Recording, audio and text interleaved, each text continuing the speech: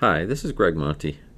I'm the director of the Energy Research Center at North Carolina A&T in Greensboro, and I am also the leader of this EMERGEinSTEM National Science Foundation grant that we're doing in coordination with Guilford County Schools. And I'm going to sort of lead you through this first module. What you're looking at is the Learning Blade module number 1. And what we're going to do today is first I'm going to do a demo of Learning Blade. I'm going to then introduce you to the virtual network on the EMERGEinSTEM.org resources page. And then I'm going to help you as teachers establish your logins. We're going to use the school admin account to do that. And then the teachers, you're going to follow my instructions and establish your classes in Learning Blade. And last, we're going to have you teachers generate class codes specific to each class so that your students can enroll in their class during Learning Blade video module number 3 that you're going to play in the classroom. So that's the agenda for today's module. And the first thing I want to do is jump down into the virtual notebook quickly to describe what Learning Blade's all about before I do the demo. So I'm going to bring up the mission outline diagrams. What you see on the screen here are 12 missions which are in Learning Blade, and they are usually some kind of a mission or an activity that is socially responsible or connected to society in some way. You can see the long list there. You can see the different career clusters they cover, which is the broad spectrum of STEM career opportunities, and then a description of each of those particular missions. And then below are the diagrams that describe what's involved in one of these missions. And what I want to do, they all look exactly the same. They have a mission circle over here with the title, Dolphin Rescue in this case. 5 orange circles, which are called tools. Those are STEM activities, STEM fundamental activities for science, technology, engineering, and math. And then green circles for the teammates. So any mission requires you to know something about some technical aspects, the STEM fundamentals, but you also need to have the right people on your team to be able to solve this dolphin rescue or help this dolphin that came washed up on the beach with a broken tail. So within each of these tools and within each of the teammates, there are 4 lessons. Typically there is an English, social studies, science, and math lesson within each tool and each teammate. And those 4 lessons are part of the solving of this problem and helping the dolphin get back to swim again. The last thing I'll point out is that first there are 40 lessons total within the mission. That's about 10 hours worth of time if a student did every one of the lessons. But there's also something called an express mission, which we'll talk about more in other modules. And the express missions are noted with an asterisk. So in each one of the tools and each one of the teammates, you'll see an asterisk next to one of the lessons, and that represents the express mission, which is only 10 lessons out of the total of 40. So that is a total of about 2 hours worth of time for a person to complete an express mission. And as I said, all the lessons are very similar. So you can go through this diagram at your leisure later, but what I want to do now is I want to actually bring up Learning Blade, and I'm going to log in. I'm going to show you how to do these logins a little bit later, but the first thing I want to do is to log in. So I'm going to log in with my teacher account from NCA&T, and then I'm going to go to the resources page and go to Curriculum Preview, which will bring up the full list of all the missions and express missions. You'll see Dolphin Rescue and the Dolphin Rescue Express, Energy Sources Express, and so forth. So what I want to do is double click on the Dolphin Rescue and then go to one of the tools, in this case the radio tracking tool, and open that up with a double click. And then let's pick on the science topic here called radio tracking in wildlife conservation. So this is a science lesson, and I'm going to launch it because I want to show you what a typical lesson looks like. So here's the first page. It's got the title, the GPS and radio tracking and wildlife conservation, and it has a bunch of words on the page which the student can read through, or they can listen to this using an audio. And that audio is here with this. Right now the sound is off. I'm going to say GPS yes, and radio tracking and wildlife conservation. Conservationists around the world have dedicated their lives to understanding the habits and needs of various wildlife species. So that shows you how the thing reads, and the student has a choice to either put on some headphones if they're doing this in the classroom and listen to the sound, or they can read it themselves. Then down below you see the number of pages for this particular lesson and what page you're on, a bunch of stars which represent the questions or quizzes that are asked throughout the lesson to validate that the student is understanding what's being presented. So what we want to do here is just walk through this, and they would read this or listen to it, go to the next page and read and listen, go to a third page which starts to talk about GPS systems, and then you get to the first question or knowledge check. So it says we've just studied a short text outlining the differences between GPS and radio tracking devices. What does the acronym GPS stand for? So the answer to that is the Global Positioning System. If we answer this question and submit the answer, it says correct and then allows you to continue.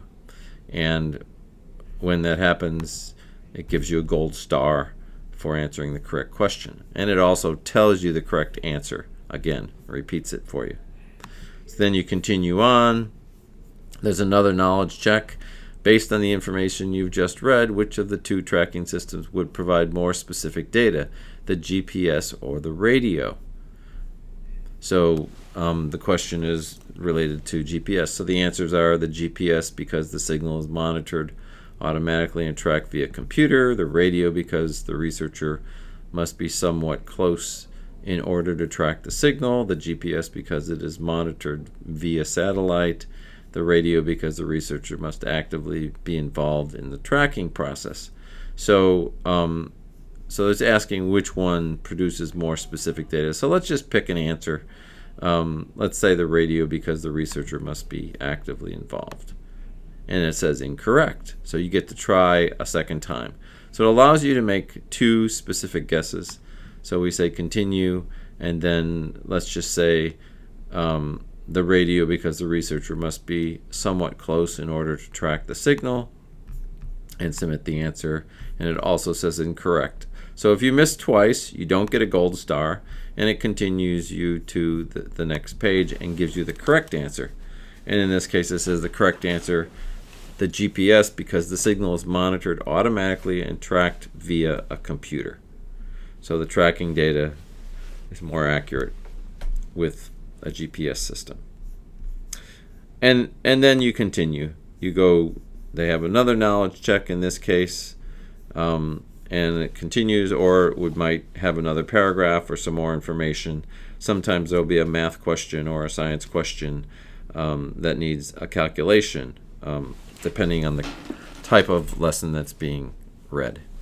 So that's what all the lessons look like in general. So you're welcome to explore. Once you have your teacher login, you can go in through the resources of Learning Blade and look at the curriculum preview and look at any and all of the tools and teammates and missions and express missions that you'd like to explore, and check them out yourself.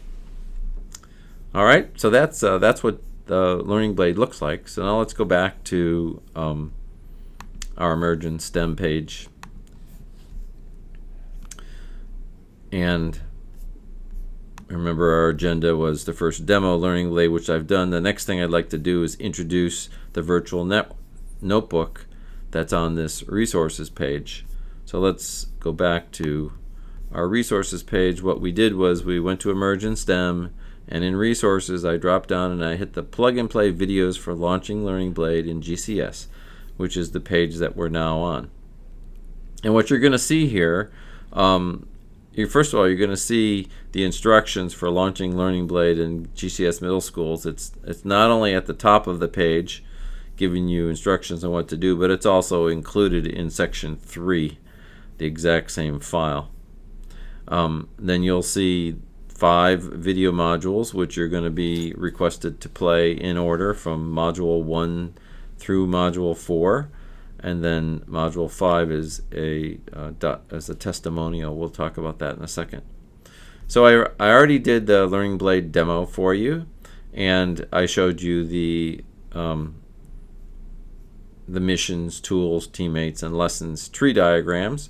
This is all part of the virtual notebook, sections 1 through 5. The reason I call it a virtual notebook is we did a bunch of GCS training this summer, and we handed out physical notebooks for all these materials. But since we're now into the rollout for teachers across Guilford County Schools, I want you to have all these things available through this online website. The next thing is in section 2, if I click on the EMERGEinSTEM NSF grant, this has a bunch of talking points about what the whole grant's about and answers some of your basic questions about the grant.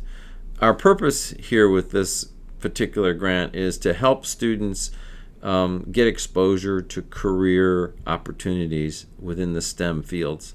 And then we're trying to determine whether that has a significant impact on their interest in staying on a STEM pathway into high school and potentially into the workforce someday. So we're studying that, and we're using Learning Blade because Learning Blade not only teaches STEM fundamentals, but it also can introduce the students to over 100 different kinds of career jobs across many different STEM fields. And we're hoping that this is going to stimulate a bunch of the students to really want to continue pursuing STEM. So let's go back. We did get a letter of support from Amy Holcomb, who was at the time the Executive Director of Strategic Planning and Development and had direct access to Superintendent Contreras, and they wrote a letter of support signed by Amy and supported by Dr. Contreras, and we submitted it to the National Science Foundation with our proposal in May of 2017. We got notification later that year in September that we had won the grant, and we received $300,000 to begin the grant on January 1st of 2018 and continue it all the way through to the end of 2019. And I might point out that we're also in the process of trying to secure additional funds so we can keep Learning Blade software working and being useful within the Guilford County school system for many years into the future. Now we step back again. Section 3, as I said, has a set of instructions for launching Learning Blade, and I want to bring that up now because this is a key document that you're going to want to refer to. This basically gives you the description that you should play modules 1 through 4, and once you've done that, you'll be on your way. You will have done everything you need to do in less than an hour of your time and less than a full period with your students for each class that might be using Learning Blade. So it is possible, since your one-to-one computers probably won't arrive and be distributed at your schools until late September, let's say, or early October, you can do module 1 and then module 4, setting up all of your lessons in Canvas, and then come back. Once the students have their computers, then you can do modules 2 and 3 with the students in the class. And module 5 is just a testimonial. You can watch it. It's about 8 minutes long. It just is a testimonial from Laura Howard, a Lincoln Academy teacher, and 11 of her students who got to use Learning Blade extensively in the spring semester of 2018. They were the what I call my super users. They were the biggest users of Learning Blade. They each did about 40 lessons each per student on average, which represents 4 full express missions that they got to choose. And they really loved it. So I would urge you to sort of scan through this document. It tells you what the process is. Again, it's just playing modules 1 through 4, 1 and 4 before the students get their computers, and then 2 and 3 when the students have their computers. And then for those of you that are science teachers that implement modules 1 through 4, we will give you $75. And there is a person that we're working with in each school system, a science teacher or a curriculum facilitator or someone like that that's leading the effort with Learning Blade. And we're calling them a liaison, and they will be our one person that we contact regularly. And then if there's any contact information or sharing of communications that need to take place with the rest of the teachers, it'll happen through that liaison that we have established a relationship with. So in the case of Lincoln Academy, that's going to be Laura Howard. And then all the other science teachers will be communicated by her related to anything happening with Learning Blade. So this continues on. It describes the virtual notebook in this section, and then it talks about the different videos, the length of time, their YouTube links, and then it talks about the site licenses. Each of you has a site license, or the liaison for your school has a site license account. It looks like this. It says Learning Blade site account, and it tells the name of the school. It says that the license ended in June 2018, but that's not true. It's been extended through the end of 2019. It gives a site administrator username and password. This is what we're going to use to set up your teacher login accounts. So you can get that information from your liaison if she hasn't already passed on that information to you. And then there's also a text template for doing an implementation in Learning Blade in Canvas, and we talk about that in module number 4, but this language is all printed here for your purposes, and you can use this language and information and just copy and paste into Canvas if you wish, or you can alter it or do whatever you want. We're just trying to make it really simple for you, so we're trying to give you a template to use or borrow. It's very similar to what Laura Howard did over at Lincoln Academy. So that's the section 3.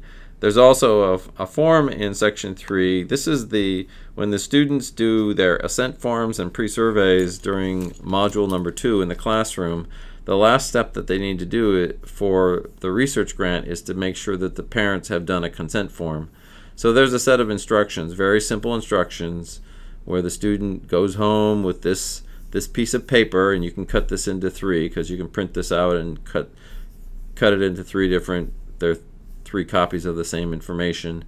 Give it to the students as an assignment, and they'll go home and they'll go to this website. If they have internet access, they'll go to the resources tab and select the drop-down EMERGEinSTEM forms.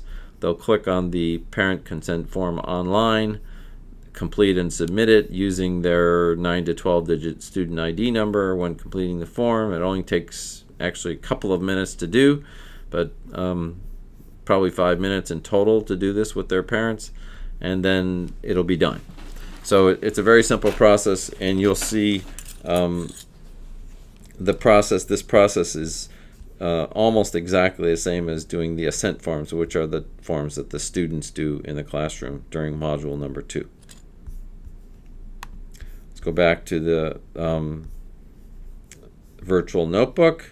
Section 4 is the rewards program. This describes the rewards program that I just told you about, the $75 that we're going to send to you just for completing modules 1 through 4 in the classroom, and we'll be sending you that money through NCA&T.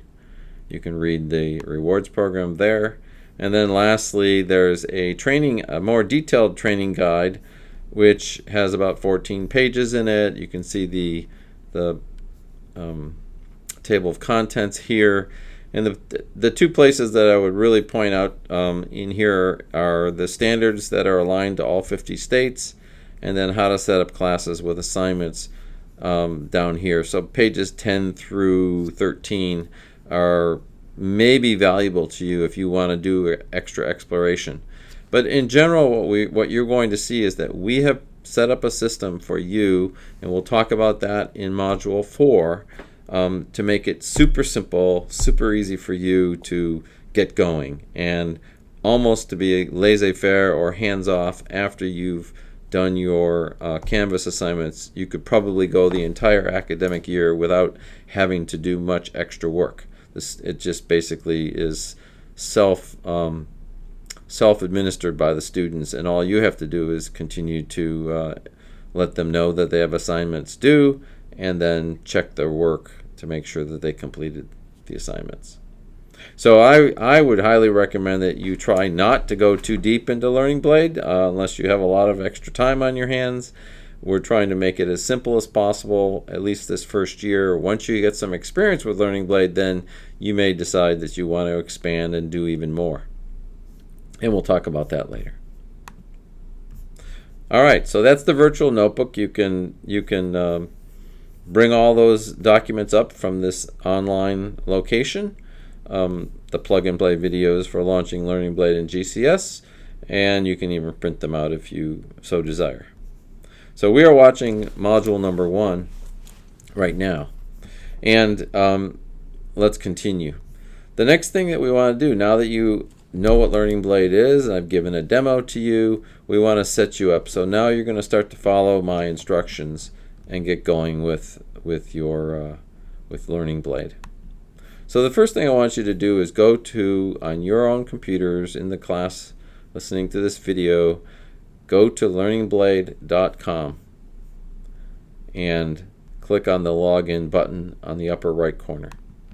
And what this is going to do is bring up the login page for Learning Blade. And what I want you to do is use the admin login information that you had. So in my particular case, I'm going to use NCANT89_admin. You're going to have an admin account that was given to you by your liaison.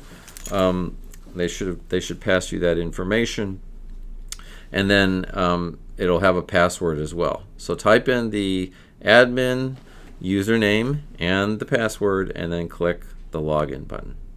This will take you in as if you were a administrator at your school, and you need to be an administrator to set up a teacher account. So what I want to do now is, in this upper right corner, is to create staff or create a teacher account. So I want you to click on create staff. This will bring up a page, and you need to type in some information. The things in asterisks are the only things that are required. So right now I'm just going to do that, and you can add the other things later if you wish by editing your file. So in my case, I'm going to type in Gregory. I'm going to type in no middle name, and my last name Monty, and I'm just going to put Monty1 on here to make it different than the last time I did this. And I'm going to select a username that I like to use. In my case, I'm going to use GHM1355Z, and then I'm going to create a password. You can use any username and password that you wish as a teacher, and then you have to verify that password by repeating the entry. And the staff type that you are is a teacher. You're setting up a teacher account, and then type in your email. In my case, I'm going to type in ghmonty@ncat.edu, and I don't need to put a phone number or address in this. I just need to fill in the asterisk terms. Once you're done with that, click the save button, and the save button, I'm not going to save this in the iCloud keychain, and it says saved record successfully. Click OK. So hopefully you've done that. And by the way, you could pause this module 1 if you fall behind, or if I'm going a little bit too quickly for you. I'm trying to go to at a speed where you can actually fill in as I'm filling in as well. So when you come back and you're looking at the staff menu, you'll see Monty 1, which is the one I just put in, Gregory, with my GHM1355Z username listed. So you should see yourself, your last name, your first name, and the username that you picked for yourself. So now you have set up yourself as a teacher account. That's the third item on the agenda that we're trying to do. Teachers will establish their teacher login using a school administrator account. The next thing we want to do is to establish your classes in Learning Blade. So let's go back to Learning Blade. To do classes for yourself, what we need to first do is log out of Learning Blade, because right now you are logged in as an administrator, but we need you to be logged in as yourself, as a teacher. So we're going to go to the upper right corner, click the sign out button, and then log yourself in with your student information. Your teacher information that you just selected. So you're going to put in your teacher user ID that you just made and your teacher password that you just made. Then click the login button. And that should bring you to a page. And what you can do is to click on classes. So when you click on classes, you should probably see an empty page, because this is the first time that you as a teacher have logged in.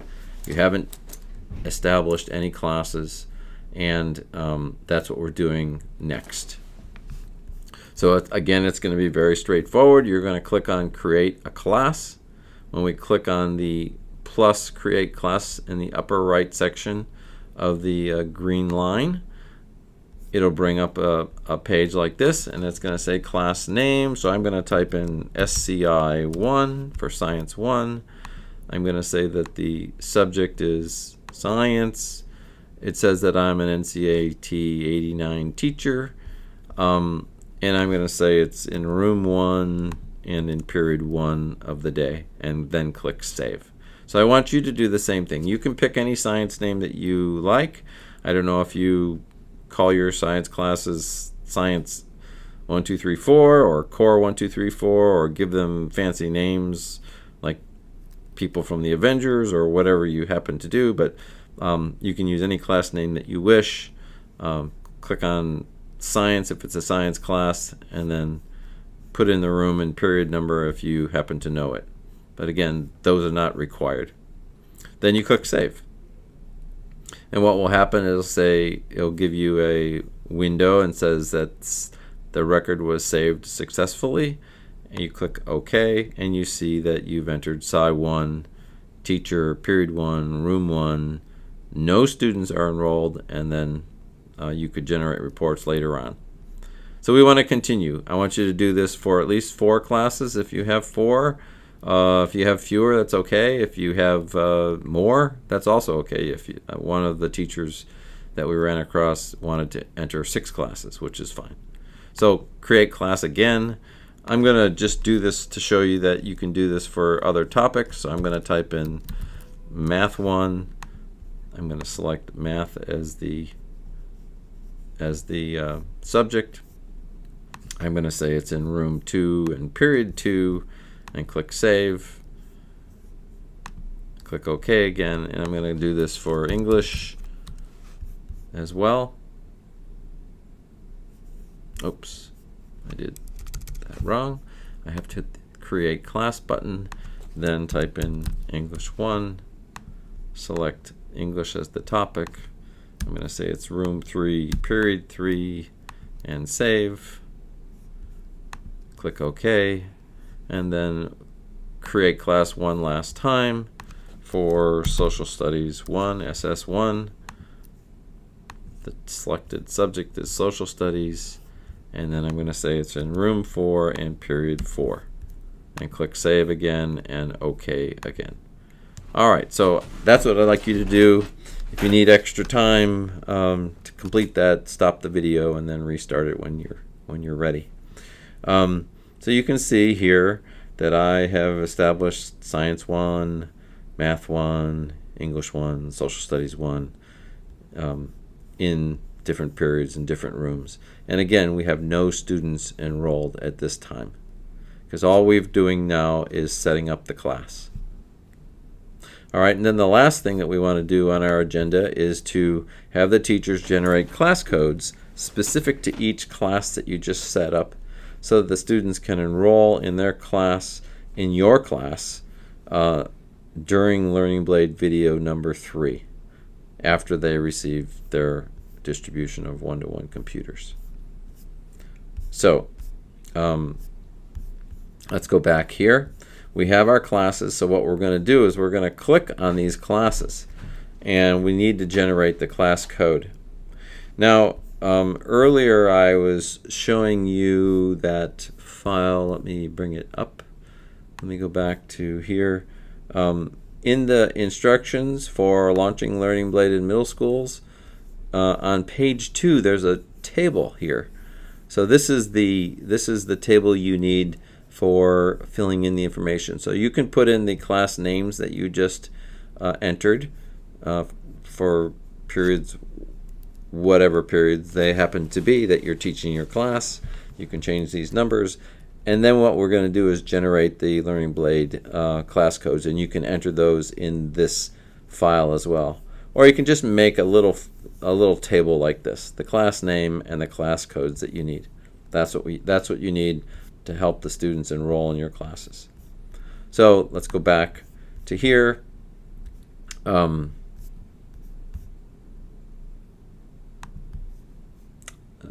am I? Oh. So let me back up and go to Learning Blade, and this is where I was. So we're in the Learning Blade again, listing our classes. So let's just click on the first one that I did, Science 1. When I click on Science 1, it brings up a class profile list here. And an important piece of this is that we want you to generate a class sign-up code. In the upper right hand corner is an orange button, Generate Class Sign-up Code. I want you to click on that. So when you're in one of your classes, in this case Sci 1, you click on this Generate Class Sign-up Code, and it will give you a 6-character code. In this case, BDCD4F. So I'm going to write that down in that table next to Sci 1. Then I'm going to go back to the class list. I'm going to pick the next thing that I entered, Math 1. I'm going to click the Generate Class Sign-up Code, and I'm going to write down that 6-digit code next to Math 1. Go back to the class list and click on English 1. Click the Generate Class Sign-up Code button. Write down that 6-digit code, class code, and then go back to the class list one last time for the 4th class, which was Social Studies 1. I click on that. I click again the Generate Class Sign-up Code button and write down that 6-character code, and then go back to the class list. So what you should have at this point is a table that lists the names of your classes and the unique 6-digit code related to those classes. And you will need that. Keep that document someplace secure where you remember where you put it, because you'll need that when you play video module number 3 with the students. That's when they'll be enrolling in your classes using Learning Blade, using their own sign-in into Learning Blade. And that whole process takes only 8 minutes to do, so with the video that I've produced for you. So we have done everything for this particular video module. Our agenda was to do a demo of Learning Blade, which I did, describe the virtual notebook available on the resources page of EMERGEinSTEM.org. You set up yourself and a teacher login using the school admin account. You established the classes that you're going to teach by name, and then you generated class codes specific to each class so that the students can enroll later on when we play Learning Blade Video Module 3 for them in the classroom. So that's it. I appreciate your time, and I hope that you find the implementation to be quite simple. I would urge you probably to go to module number 4 next and learn how to put the information into Canvas, because that will be the quickest and easiest way for you to have the students use Learning Blade without you doing very much work. All right, thank you. And if you ever have any questions, feel free to call me or email me. That information is on the bottom of that document that I showed you from the launching Learning Blade in GCS middle schools. Thanks very much.